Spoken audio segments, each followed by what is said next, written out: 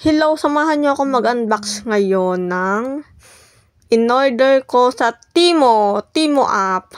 Sa Temu, ito nga pala yung parang Shopee, Lazada, Shein, yan. Marami silang pa-coupon and dito may mga free shipping din. And then, yun nga, pag una mong order, meron silang ino-offer na mga pa-free. Depende kung worth of magkano yung bibilhin mo. So, ayan, nag-order ako ng mga short pang lalaki. Actually, hindi ko yan order. Sa pinsan ko yan. So, in-unboxing ko lang. Gusto ko lang sa inyong i-share na yung kagandahan ng pag-order sa Temu. Legit na legit siya. Ito nga palang ina-unbox ko ngayon na, ayan, wireless na electric fan. So, ayan. Kung bibilhin mo yan, nasa 400 plus. Ay, 1.8. Tapos, 60% off.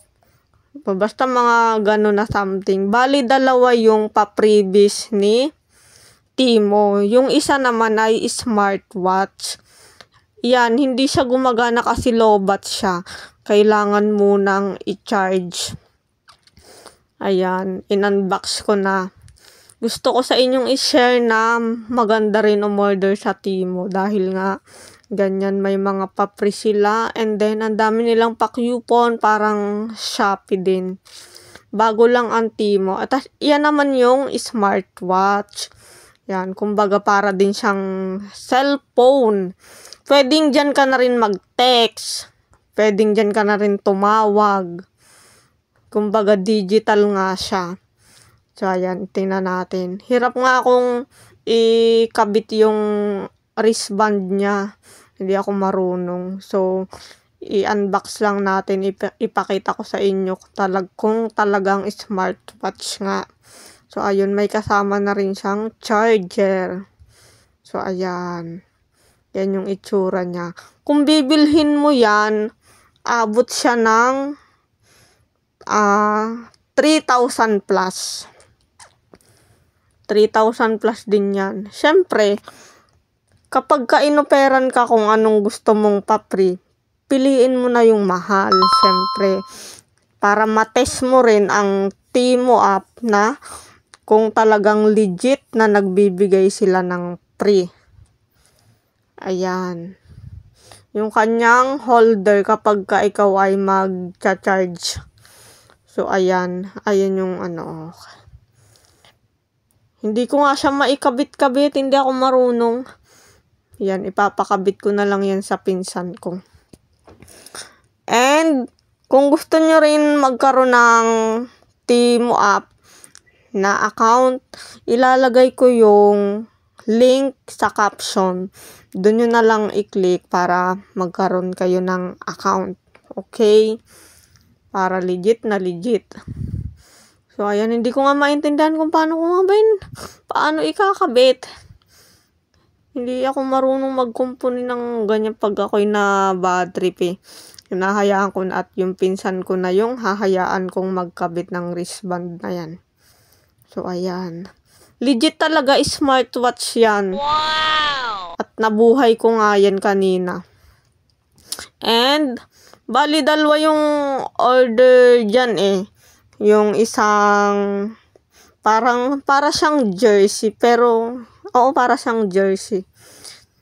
Ayan, may pa-manual pa yung smartwatch.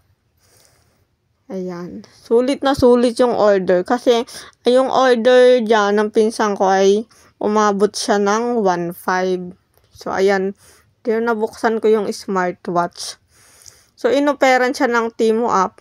Lumabas doon. Mamili ng yung magiging free. Kung ano yung gusto. Ayan. Yung pinsan ko, busy sa pagkain. Kaya ako na yung nag-unbox. At tingnan ko daw kung may damage or ano para ma-return. So, itong mga short, pumapatak ng 260 isa. Pero nabili lang niya ng magkano? Ewan ko, basta ganun. O, diba? Parang extra large yata to. Ang dami, oh. 1, 2, 3, 4, 5. 5 pieces siya. Ang ganda pati ng tela niya. Ang press ko gamitin. Tapos ito naman na damit na jersey. Ang ganda rin ng quality niya, promise. Wow! So, ayan. Number 66. Ayan, hindi siya ganun kalaki. Tama lang. Diba? Kaya, kung gusto nyo rin ang dami talaga nilang pa-coupon. Maloloka ka sa dami ng pa-coupon din, pa-free shipping. Ayan, may parating din akong order. Nag-order din ako ng wireless mic. Yung sa Boya mic. Na kapag nagbablog ka, ayun, noise cancelling din siya. So, ayan guys. Kung naiibigan nyo rin magkaroon ng account sa Timo App para maka-order din kayo ng bonggang-bongga ng mga item na katulad nitong ina-unbox ko ngayon. So, hanggang dito na lang muna guys. Salamat sa pagtsatsaga nyong manood. And see you in my next one. Bye-bye!